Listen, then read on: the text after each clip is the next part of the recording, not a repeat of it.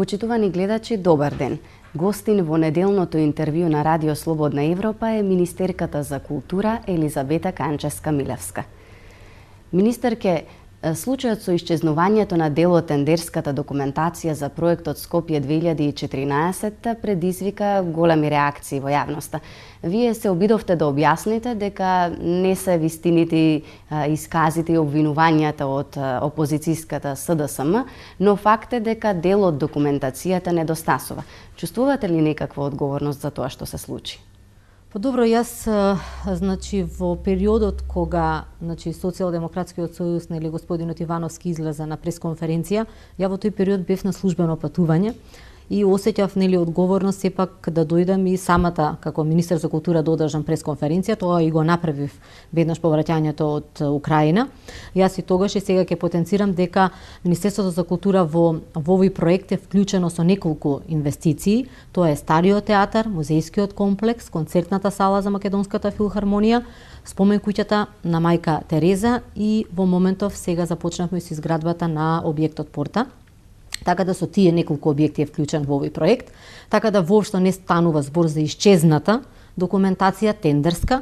Ние и на првата конференција ги изнесовме пред јавноста, сите целокупната документација од сите овие проекти, каде што сме вклучени и во тие кои што се во Скопје 2014 и во сите оние инвестиции кои што не влегуваат во тој проект, така да јавноста можеше директно да се запознае со целокупната документација, да изврши увид во документацијата.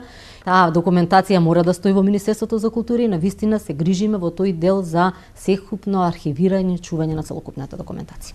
Ако добро ве разбрав, ќе го почекате извештајот од Министерството за внатрешни работи пред да ги казните одговорните. Какви мерки да превземам? Не ве разбирам. За да речеме државните службеници кои ние како Министерство за култура согласно законот за државни службеници си имаме превземано мерки. Тие се дисциплинска постапка и така натака. Има некои од тие луѓе се казнати, некои од одговорни? Да, имаме спроведена, дисциплинска постапка. Сумата за проектите од Скопје 2014, каде што Министерството за култура се јавува како инвеститор, одбегнувате да ја соопштите. Можете ли барем да ни кажете колку реализираните ги надминуваат предвидените финансиски проекции? Воопшто не можам да се согласам со тоа дека не сакаме да кажеме. Сите договори кои што се склучени од страна на Министерството за култура се наоѓаат на веб страната на Бирото за јавни набавки. Сега и вие веднаш да се вклучите, можете точно да видите колку договори се склучени, колку средства се потрошени и така натака. Сето тоа е јавно и транспарентно. Никогаш Министерството за култура ниту има нешто скриено, ниту има намера да сокрива. Тоа се документи јавни и за секој договор што е склучен, за секоја инвестиција можете слободно да видите колку чини и со кого е склучен договорот, тоа е транспарентно и јавно ставено на Бирото за јавни набавки. Вие нема да ни кажете колку? Можам слободно да ви кажам, за секој објект имаме, како да ви кажам, имате на почетокот нормално дека имате проектански суми од страна на проектантите за самиот објект. Тие проектански суми, тие проекти одат на тендер. Потоа се склучува договори и така натака. Јас можам да ви кажам дека за Стариот театар договорот за карабина е околу 2 милиони евра. Потоа имаме договор за инсталации, има фазно градење каде што имаме неколку договори во однос на целата изградба. Например, музејскиот комплекс е клучна рака и самиот договор што е склучен со бетон штип околу карабината и сите фази, машинството, електриката, термохидроелектроинсталациите околу 4,5 милиони евра. Целосната сума на изградбата, но јас можам да ви кажам дека за спомен куќата на мајка Тереза, бидејќи е завршен објектот, промовиран, чини 2 милиони евра. Спомен куќата на мајка Тереза. Тоа е завршен и можам да ви ја кажам точната сума. За другите објекти, за она што е склучен договорот, сумата можам да ви ја кажам, договор постои, договорот се наоѓа и прикачена на Бирото за јавни набавки, може точно да видите сума. Али да ви кажам сега колку ќе чини целиот објект, а целиот не е завршен, не можам да ви ја кажам точната сума, бидејќи не се завршени сите тендери кои што ќе го затворат целиот објект. Очигледно е дека политиката е длабоко навлезена во културата. Тоа е тренд кој што не се јавува сега, туку постои веќе подолго време, впрочем како и во сите други сфери од општеството. Министерке, зошто дозволувате вработување на партиски кадри на раководни места на значајни културни институции? Јас не би се согласила со вашата теза дека културата е политизирана, напротив, воопшто не е политизирана, според мене, културата. Сите директори кои што се поставуваат и кои што сум ги поставила во овој период додека сум министер, значи конкурсот е многу транспарентен, јавен, секој има можност да учествува на конкурсот за директор на одредена институција, треба да достави значи програма и визија за напредокот и развојот на таа институција.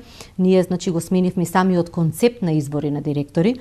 Се формира посебна комисија во Министерството за култура каде што се валоризира и вреднува трудот и програмата кој што некој ја вложил, се со цел нели да биде директор на таа институција.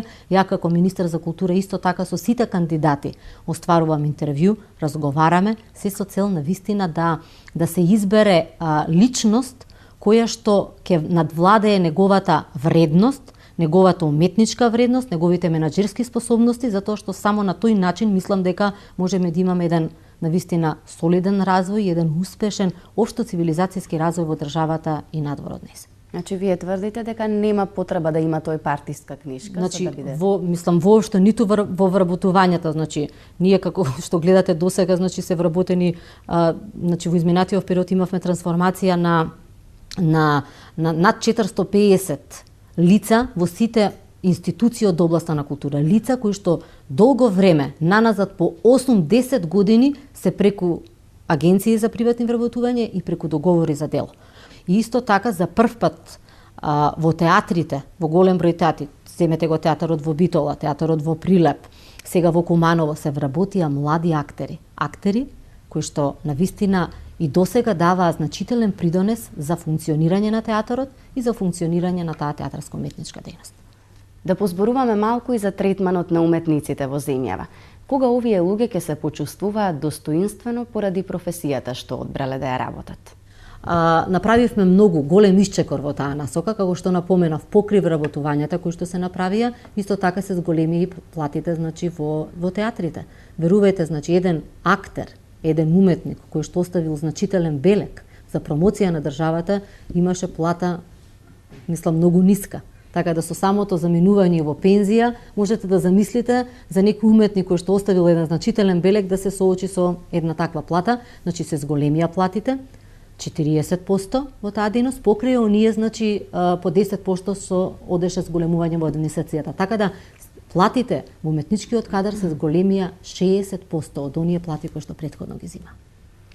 Се согласувате ли со општиот впечаток дека македонската култура е во сенка на кичот кој што доаѓа однадвор?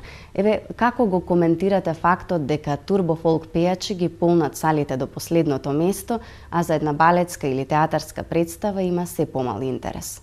Мислам дека треба да се делува уште од најмалите, што се вели, години на генерациите, да се делува значи во подигнување на свеста, да се оди почесто на театар, на балетски представи, на оперски представи, на филхармонија. Вие гледате дека малци концептот во действувањето, веќе кажа македонската филхармонија, македонската опера и балет, почна со еден нов концепт, се со цел значи да се подигне таа свест уште од најмалите генерации. Значи има представи кои што се модифицирани значи за најмалите генерации. Во филхармонија имаме нели оркестарот значи произведува значи и продуцира концерт каде што можат и децата да го проследат, да се запознаат со музичките инструменти. Македонската опера и балет значи произведува детски представи, балетски представи и така натака. Затоа ќе кажам значи ние како Министерство за култура се грижиме во делот значи на финансирањето на сите оние проекти кои што се од големо значење за подигнување на свеста за значењето на оние културни вредности кои што се од големо значење значи за самата држава. И тоа го правиме преку поддршка на најразлични проекти и преку поддршка финансиска значи на националните институции, значи како што ви ги напоменав, еве некои институции кои што веќе го менуваат концептот се со цел да се подигне свеста уште од најраните генерации, уште од најмладите генерации. Ви благодарам што бевте наш гостин. Ви благодарам и на вас. Гледавте уште едно издание на неделното интервју на Радио Слободна Европа. Довидување за 7 дена.